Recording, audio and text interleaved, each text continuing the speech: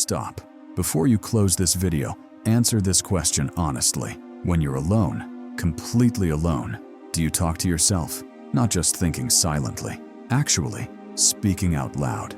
Maybe you narrate what you're doing. Okay, where did I put my keys? Maybe you argue with yourself. No, that's stupid. Do it this way instead. Maybe you give yourself pep talks. Come on, you got this. Or maybe you just explain things to yourself, even though nobody's listening. And maybe, just maybe, you've wondered, am I the only one who does this? Is this normal? Here's what I need you to understand in the next 60 seconds. If you talk to yourself out loud, you're not losing your mind. You're not weird. You're not broken. In fact, according to psychologists, you might have a type of brain that only 15 to 20% of people have. And I'm not talking about some vague personality trait. I'm talking about 7 specific cognitive abilities that scientists have discovered in people who talk to themselves. Abilities that give you advantages most people will never have. And the next 17 minutes, I'm going to show you exactly what those abilities are. And by the end of this video, that weird habit you've been embarrassed about, you're going to realize it's actually a superpower. But here's the catch. You have to stay until the end, because the most powerful ability, I'm saving it for last. Let's dive in.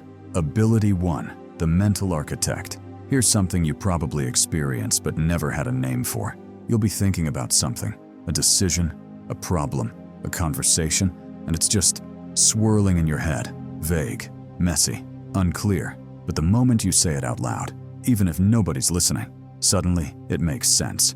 The fog clears, the pieces connect, the answer becomes obvious, and you think, wait, why did that work? Here's what's actually happening. When you talk to yourself, you're not just thinking out loud. You're doing something called cognitive externalization, a process where your brain converts abstract thoughts into structured language. The neuroscience, a 2019 study from the University of Wisconsin, found that when people verbalize their thoughts, they activate 3 separate brain systems simultaneously. 1. Broca's area, language production. 2. Wernicke's area, language comprehension. 3. The prefrontal cortex, logical sequencing. Most people only use one of these at a time when thinking silently. You're using all 3. In simple terms, your brain isn't just thinking, it's building. Every time you speak a thought out loud, you're turning mental chaos into mental architecture. A real example, you're trying to decide between 2 job offers. Silently, your thoughts are bouncing. This one pays more, but I don't know. The other one feels better. But what if? Then you say it out loud. Okay, job A, more money, but longer commute, toxic boss. Job B, less money, but I'd actually enjoy the work. And suddenly, boom, the answer is obvious. You didn't gain new information. You structured the information you already had. That's not luck. That's your brain operating at a higher level. But here's the thing. Most people don't realize they're doing this. They think talking to themselves is a quirk, but psychologists say it's actually a sign of advanced cognitive processing. While others stumble through mental fog, you build clarity with your voice. You don't talk to yourself because you're confused.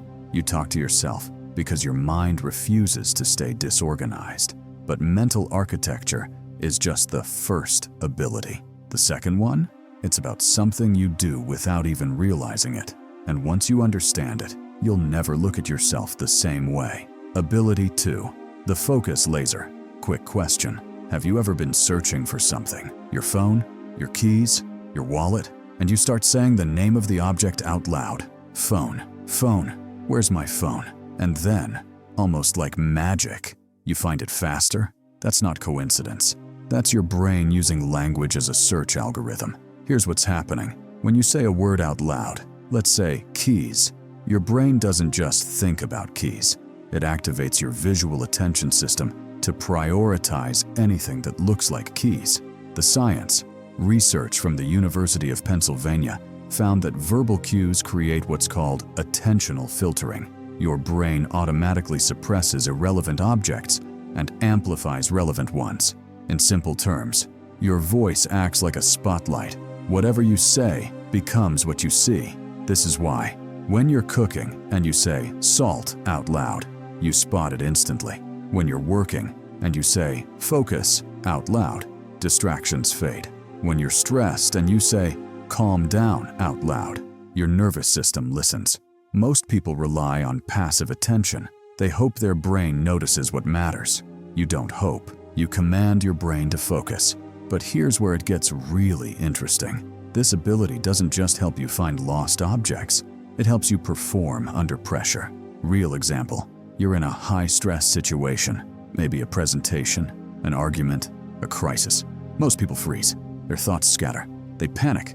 But you start talking to yourself. Okay, step 1, breathe. Step 2, state the problem. Step 3, propose a solution.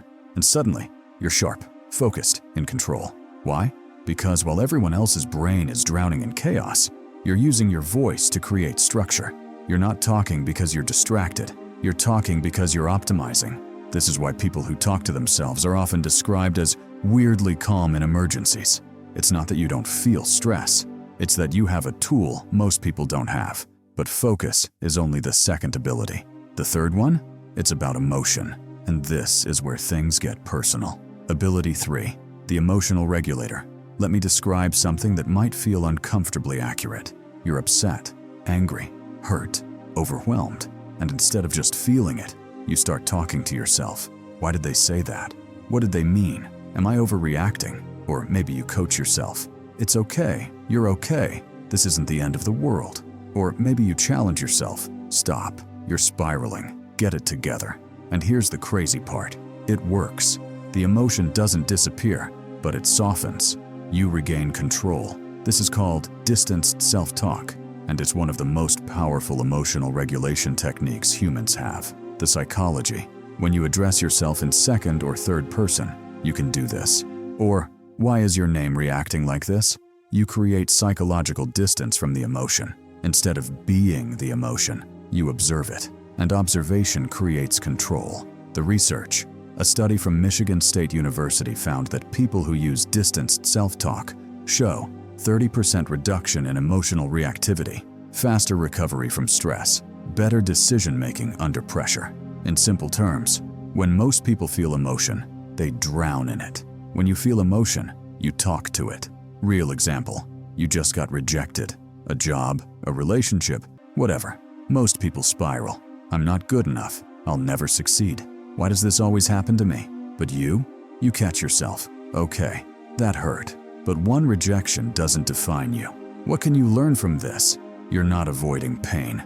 You're processing it. Here's what this means. You don't need someone else to calm you down. You don't need external validation to recover. You've developed internal emotional resilience. While others depend on therapists, friends, or substances to regulate emotion, you've built your own system. That's rare, that's powerful, but emotional regulation is only ability number 3. Ability number 4? It changes how your brain stores information, and this one might explain why you remember things others forget. Ability 4, the memory encoder. Here's something weird you might have noticed. When you say something out loud, even just to yourself, you remember it better than if you only thought it. Maybe you repeat instructions out loud. Maybe you narrate your plans. Maybe you summarize experiences to yourself. And somehow, those things stick in your memory longer than silent thoughts. Why? Because when you speak, you're not just thinking, you're encoding. The neuroscience.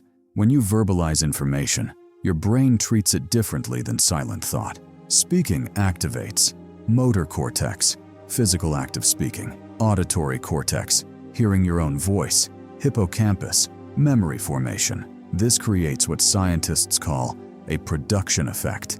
Information you say gets tagged as more important than information you only think. Real example, you're learning something new, maybe a recipe, a skill, a concept. If you just read it silently, you'll forget 70% within 24 hours. But if you explain it to yourself out loud, even with nobody listening, you retain 80 to 90%. Why? Because your brain interprets the act of speaking as, this is important enough to communicate. Store it. This is why you remember conversations you had with yourself better than random thoughts. You remember plans you said out loud better than plans you only considered. You remember mistakes you verbally acknowledged better than ones you ignored. Most people's memories are passive. They hope important things stick. Your memory is active. You secure what matters through language. But here's the cost. Because you process things so deeply, you also remember things others forget, including painful things, embarrassing things, things you wish you could forget. That's the trade-off of a mind like yours. You don't get to be selective. You remember everything you verbalize. But memory encoding is only ability number 4. The 5th one, it's about solitude. And this might explain why you're comfortable being alone. Ability 5, the autonomous thinker. Here's a question. Do you feel more comfortable thinking when you're alone than when you're in a group? Not because you're antisocial, but because when you're alone, you can think without interference. You can speak freely, process fully, work through ideas without someone interrupting or judging. Here's what's actually happening. People who talk to themselves often have high internal autonomy, meaning they don't need external input to think clearly. Most people rely on conversation to develop ideas. They need to talk it out with someone else. You don't.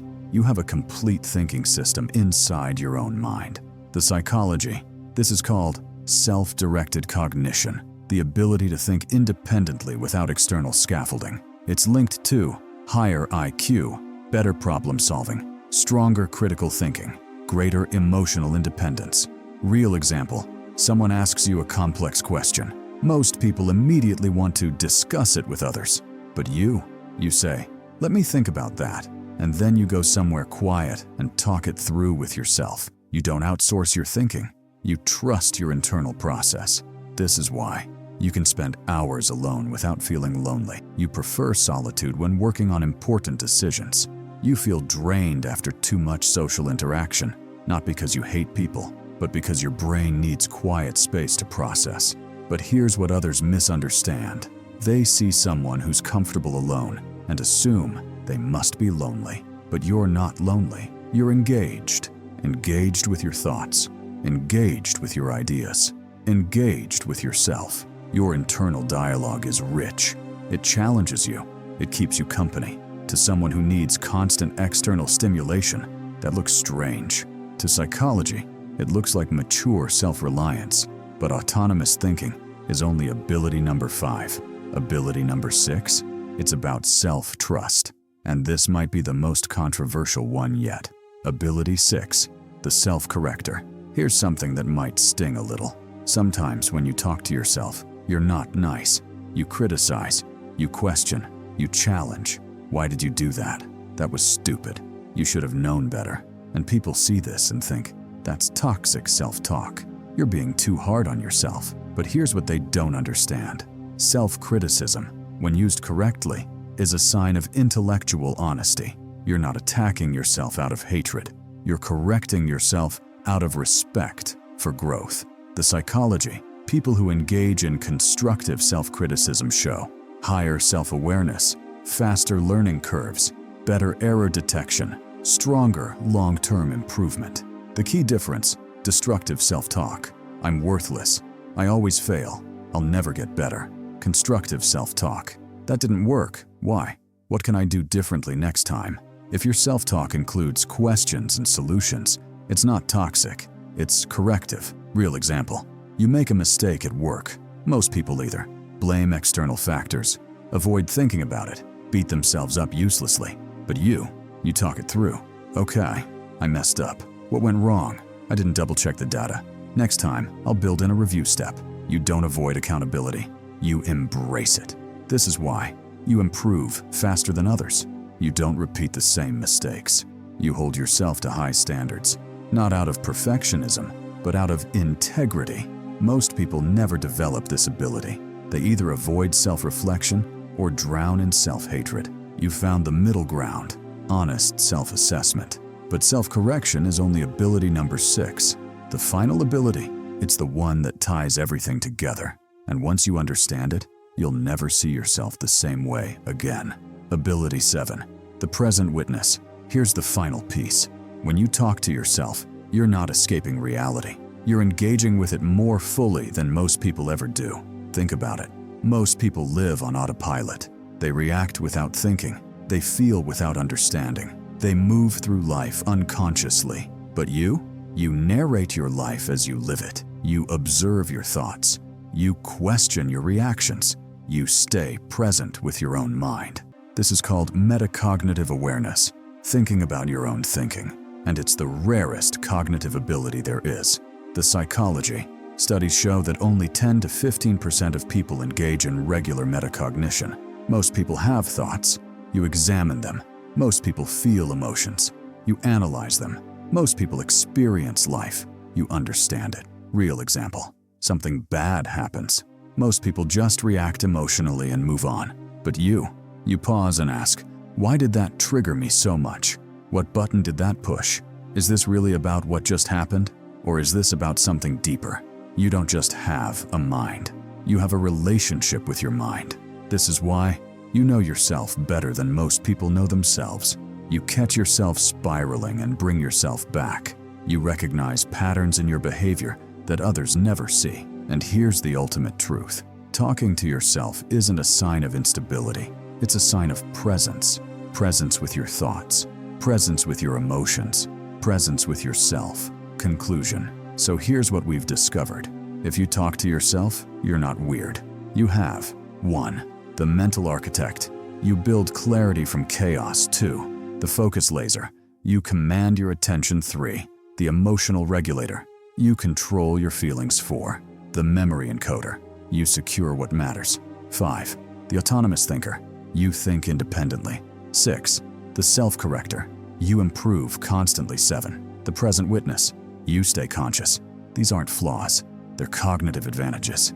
You don't talk to yourself because something's wrong. You talk to yourself because your mind operates differently and better than most. So the next time someone sees you talking to yourself and gives you a weird look, smile, because they have no idea what's happening inside your head. Which ability resonated most? Comment below. And if this made you feel understood instead of judged, subscribe, because this channel exists for minds like yours. You're not strange. You're just operating at a level most people will never reach. And that's not a flaw. That's a gift.